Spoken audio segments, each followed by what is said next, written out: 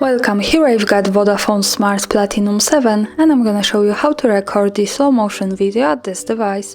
So let's start by tapping on the camera button to open it, and for now we are in the standard photo mode.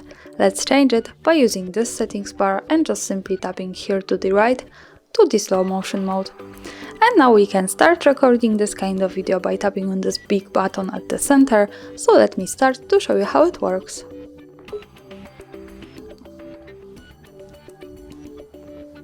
Now let's stop by tapping again on this button. To see the video, let's move to the left to this one. Here we get quick access to the gallery. And now we can play our video by tapping on the center.